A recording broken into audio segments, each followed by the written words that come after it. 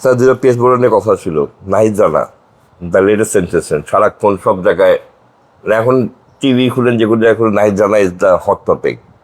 মানে একটা 21 বছর ছেলে, এরকম মানুষ আপনি আগেও দেখছেন প্লেয়ার, মানে হাই।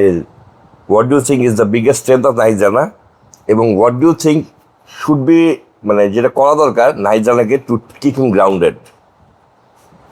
কারণ এটা এটা সম্পর্কে একটা প্রশ্ন করি, সেটা থেকে যে এরকম আরো একটা প্লেয়ার আছে পৃথিবীব্যাপী যা খ্যাতি, কিন্তু always very grounded, that is Mustafizur Rahman.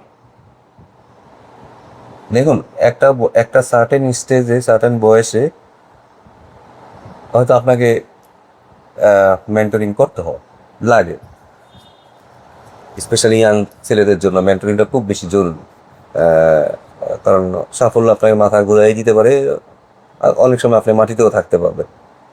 এটা এফেক্ট করে, এমন করে না যে তা না। মুস্তাফিজ ছোটবেলা থেকে নিজেকে ম্যানেজ করা শিখছে।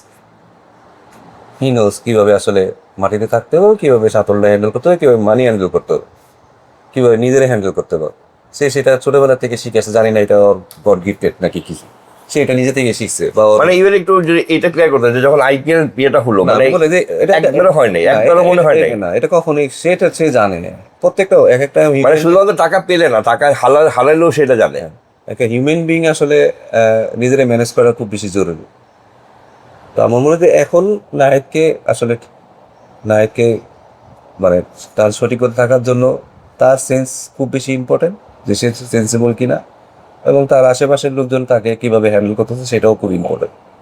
তো আমি মনে করি যে নায়ক খুব বুদ্ধিমান ছেলে, তার ওই সেন্স আছে, এবং সেও জানে আসলে যে কীভাবে হ্যান্ডেল করতে হয়।